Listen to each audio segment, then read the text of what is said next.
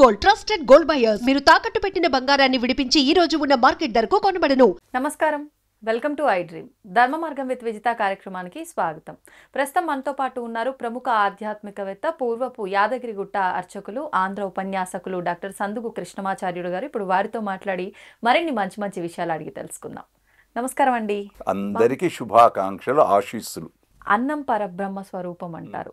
అంటే మనం ఏ రకంగా తీసుకోవాలి? ఆ ఒక్క చిన్న పదాన్ని మనం ఎలా భావించాలి? ఆహార విషయంలో మనం ఎలాంటి జాగ్రత్తలు తీసుకోవాలి? ఇప్పుడు ఆహారం అనేసరికి ఇంతకు ముందున్న ఆహార విధానం వేరు.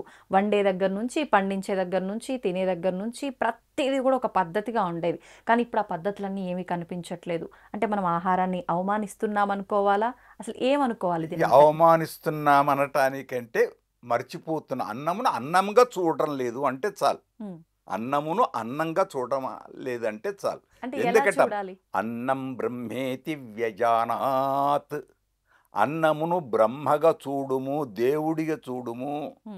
అన్నమే ప్రాణశక్తి, అన్నమే లోపలికి వెళ్ళే ప్రాణశక్తి. నీకు ఇష్టమైందని దేన్ని వదలవు.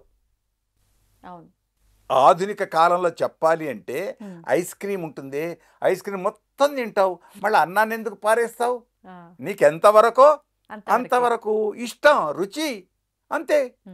కాబట్టి అన్నం పరబ్రహ్మ స్వరూపం. ఆ అన్నాన్ని పరబ్రహ్మ స్వరూపంగా చూసి ఆ భగవంతుడు నాకు అన్నం ఇచ్చాడు. ఇది రంతిదేవుని చరిత్రలో వస్తుంది. రంతిదేవుడు అనే మహారాజు ఆయన చరిత్రలో వస్తుంది. కనుక అన్నం గొప్పది, ఆ అన్నం సమృద్ధిగా ఉండుగాక. అన్నము చేతనే మొత్తం ప్రపంచం బ్రతుకుతుంది, అదే పరబ్రహ్మం.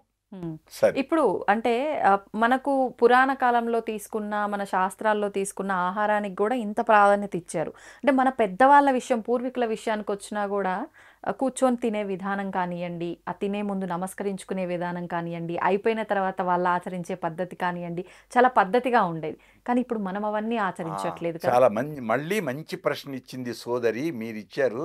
మీకు ముందు అభినందన సహస్రాలు. ఈ ప్రశ్నకు గొప్పది. ఈ ప్రశ్నకు నేను జవాబు చెబితే మళ్ళీ విమర్శలు వస్తాయి. విమర్శలు రాకుండా ఉండుగాక అని మా బంధువులారా, మీడియాలో మా మాటలు వింటున్న బంధువులు గారా విమర్శించకండి. వెనకట ఒకనాడు అన్నము కింద పీట పెట్టేవాళ్ళు.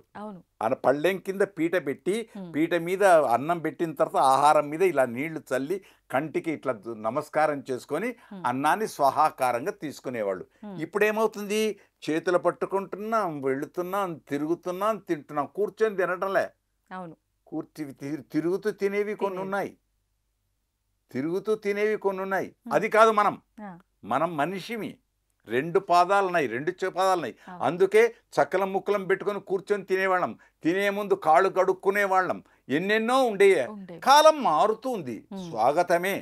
కాదు అని చెప్పలేం, కాదని దేన్ని అనలేం. కాలంలో మంచి చెడులు అన్నీ ఉంటాయి. కానీ అన్నం అన్నమే, అన్నం అన్నమే, బ్రహ్మం బ్రహ్మమే, పెద్దలు పెద్దలే. ఆ పవిత్రతను రక్షిద్దాం, పరిహరించకూడదు, వేస్టేజ్ చేయకూడదు. ఈ కాలంలో ఎంతో వ్యర్థం అయిపోతుంది. అదే అన్నాన్ని ఒక నలుగురికి పెడితే సరిపోతుంది కదా, 10 మందికి ఇస్తే సరిపోతుంది కదా. ఇక్కడ అన్నం అన్నందుకు వివాహపు వ్యవస్థ గురించి చెబుతూ వీరేశలింగం పంతులు ఒకటి అంటాడు, ఇంత ఖర్చు పెట్టే బదులు అదే ఖర్చు తలుచుకుంటే 2 ఏళ్ళు భార్యాభర్తలు హాయిగా అనుభవిద్దురు కదా. ఇది నిజమే. ఈ ఆడంబరానికి వచ్చేసింది. నన్ను ఇతరులు దోషంగా పట్టకండి, అసలు దోష పట్టాల్సిన అవసరమే లేదు. జరుగుతున్న వాస్తవాన్ని చెబుతున్నాం. ఆడంబరానికి పోకుండా ఎంతవరకు మంచి, ఆ మంచిని పట్టుకుందాం, వదలమని కాదు, చెయ్యాలి. ఎంతవరకో అంతవరకే, ఇతరుల కోసం కాదు. మీరు కొన్ని దగ్గర నేను మీ మాటల్లో వినున్నా, పూజలు ఇతరుల కోసం కాదు, నా కొరకు, నా దేశం కొరకు, నా గృహం కొరకు, నా పిల్లల కొరకు. దీనికే ఒకటి ఇంకొక మంచి వేదవాక్కు ఉంది. ఆ. భగవతో బలేన భగవతో వీర్యేణ భగవత స్థేస భగవత కర్మణ భగవత కర్మ కరిష్యామి. ఓ భగవంతుడా, నీవే నాకు ఇచ్చావు, నీవే నా చేత చేసుకుంటావు, ఇది నీది నీకే. ఆ. ఆ సృష్టిలో ఉండే పువ్వును నేను పువ్వులు తీసుకొచ్చా, నేను పువ్వులు సమర్పిస్తున్నా అనుకో, భగవంతుడి ఇచ్చిన పుష్పాన్ని భగవంతుడి దగ్గర సమర్పించు. అంతే. అదే పుష్పం, అది చేసుకున్న భాగ్యం. అవును. ఒకటి దేవుడి పాదాల మీదకి వెళుతుందో పువ్వు, ఒకటేమో ప్రియురాలు యొక్క జడకు వెళుతుంది, ఇంకొకటేమో శవం మీదకి వెళుతుంది, ఇంకొకటేమో పాదాల కింద పడి నలిగిపోతుంది, ఇంకొకటేమో చెట్టు మీదనే ఉండి ఎండిపోతుంది, ఇంకొకటి ఉప్పెనకు పడిపోయి ఎక్కడికో వెళ్ళిపోతుంది. కాబట్టి ఇది సృష్టి రహస్యం. మంచి చెడు కాదు, నీ మనస్సే మంచి. నువ్వు పడుకున్న తర్వాత ఈరోజు నేను ఎన్ని మంచి చేశా, ఎన్ని చెడు చేశారని తనకు తనే ఆత్మసాక్షి, అదే దైవమై ఆత్మసాక్షి ఆలోచించుకుంటే అయిపోయా. అవును. రేపు తెల్లారి ఆ చెడు చెయ్యకు. ఉమ్. రేపు ఇవాళ పడుకునేటప్పుడు ఏదైతే ఇవాళ నేను తప్పు చేసిన దాంట్లో అనిపించిందో. తప్పులు ఉన్నాయో ఆ తప్పు నేను రేపు చెయ్యను ఉమ్. అనుకుంటే అయిపోయింది, అంతే, అంతే. ఇంకేం లేదు. అవును. ఈ మధ్యలో వాహనాలు డడ్డా అని పోతారు, శబ్ద కాలుష్యం, అవును. అయ్యయ్యో అని అనుకుంటే చాలు. ఉమ్. నీకు వాహనం కావాలి, శబ్దంతో ప్రాధాన్యత లేదు, అవసరం లేదు. మామూలుగా వెళ్ళొచ్చు. కానీ పిల్లలు యువత ఉందే, అవును. కేరింతలు కొడుతూ ఎందుకు అవసరమా? ఉమ్. అవసరమా? అవసరం లేదు. కాబట్టి ఇలాంటి అన్ని నేను చిన్నదే చెప్పాను. ఉమ్. ఉమ్. ఇంకా వినాయక నిమజ్జనాలు, ఇంకా ఇంకా ఇంకా ఇంకా ఇంకా ఆ ఉన్నాయి. శబ్ద కాలుష్యం పెరగకుండా అవును. ఎంతవరకు అవసరమో అంతవరకే. మంగళవాద్యాలు అన్నారు దాన్ని, అవును. మంగళవాద్యాలు అన్నారు, బ్యాండ్ భజంత్రిలు అని అనలే. అనలేదు. ఇప్పుడు వచ్చాయి, వచ్చినా ఎంతవరకు? ఎంతవరకో అంతవరకు అని ఉమ్. అన్ని లిమిట్లో ఉండాలి. నా మాటలు కూడా ఎంతవరకో అంతవరకే ఉంటే అప్పుడు ఏమీ ఉండదు. ఉమ్. లేకపోతే ఏమంటారు, ఎక్కువ వాగిండు, ఎక్కువ వృత్తున్నాడు, ఆయనకేం పని లేదా అని ఇటువంటివి కూడా వస్తాయి. కాబట్టి ఉమ్. అది ఎదుటివాడు ఏ విధంగా భావిస్తే అది గొప్పది. మంచిగానే చూద్దాం, మంచిగానే విందాం, మంచిగా తలుద్దాం. ఇప్పుడు ఈ భోజనం విషయం గురించి ఎలాగో మాట్లాడుకుంటున్నాం కాబట్టి శాకాహారులు మాంసాహారులు అని చెప్పి 2 రకాల వర్గాలు అయితే ఉన్నారు. అంటే అది భగవంతుడు ఆ ఒక సృష్టిలో ఇది ఒక భాగమేనా, అంతే. లేదు అని అంటే మనం సృష్టించుకున్నదేనా? మనము సృష్టించుకుందన్నా భగవంతుడు ఇచ్చిందన్నా అంతే. దేనికైనా ఉమ్. దేనికైనా అంతే. ప్రాణి హింస చేయకుండా ఏదీ లేదు. ఉమ్. ఉమ్.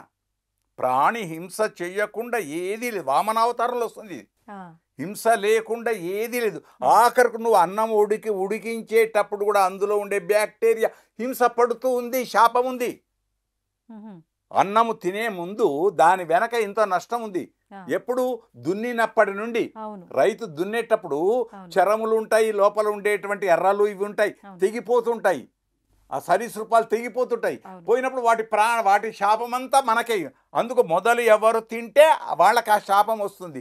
అందుకు మన పెద్దలు ఏం చేశారు, దీపావళి వచ్చింది, ఈ కొత్త వస్త్రం, ఈ వస్త్రాన్ని దేవుడి ముందట పెట్టి దీనికి ఇంత పసుపు కుంకుమ పెట్టి ఎందుకు పెట్టారు?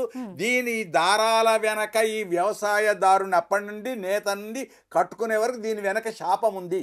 ఆ శాపం ముందు దేవుడికి పోయి అప్పుడు నాకు. అన్నం కూడా అంతే, అన్నం దాని వెనక శాపం ఉంది, ఆ శాపం దేవుడికి పోయి అప్పుడు మనకు. అందుకే ప్రసాదం ఏదని తినేటప్పుడు తల్లి చూస్తుంది. ఉమ్. బిడ్డకు తినిపించే ముందు తల్లి రుచి చూసి బాగుంది మా బిడ్డ, ఇంత తల్లి దేవుడు భగవంతుడు దైవం ఆయనకు చూపించాం, మనం స్వీకరించాం. ఓ. దీని వెనక రహస్యం పుష్కలంగా, ప్రతిదాని వెనకాల పాపము ఒక ఆంతర్యం లేకుండా ఉంది. ఉండదు, ఉన్నది. కాకుంటే దానికి ప్రాయశ్చిత్తాలు, ఉమ్. ప్రతి దానికి ప్రాయశ్చిత్తం ఉంది. అంటే ఇలా పెద్దవాళ్ళు చేసిన ప్రతి ఒక్కటి మనని ఆచరించమని చెప్తే మూఢనమ్మకం అని కొట్టి పారేస్తాం, కానీ అదే ప్రతి దాని వెనకాల ఇంతటి అర్థం ఉంది. ప్రతి విషయం వెనక ఉంది. అనుకునేవాళ్ళు అనుకుంటారు, మూఢనమ్మకాలు అనుకోవచ్చు, ఎవరు అనుకుంటే వాళ్ళు వేరు. అవును. విన్నారా? అనుకునే దానికి భావన పరంపరకి ఏమీ లేదు. మూఢనమ్మకాలని మీరు అనుకున్నందుకు కొందరు ఏమంటారు, మాంగళ్యాన్ని ఉరితాడు అనేవాళ్ళు కూడా ఉన్నారు. ఉన్నారు. కనుక అది దైవంగా భావించి కళ్ళకద్దుకునే వాళ్ళు ఉన్నారు, ఉన్నారు. ఉరితాడు కదా అనుకునే వాళ్ళు. ఎవరి భావనలు వాళ్లకు. అంతే. కాకుంటే ఎవరెవరు ఏ విధంగా భావిస్తే అది మనం మంచిగా భావిద్దాం, పవిత్రంగా చూద్దాం, ఆనందిద్దాం, అంతే. అంతే, సంతోషంతో. ఇంకా ధన్యవాదాలండి. అనేక కృతజ్ఞతలు, మహదాశీర్వచనాలందరికీ.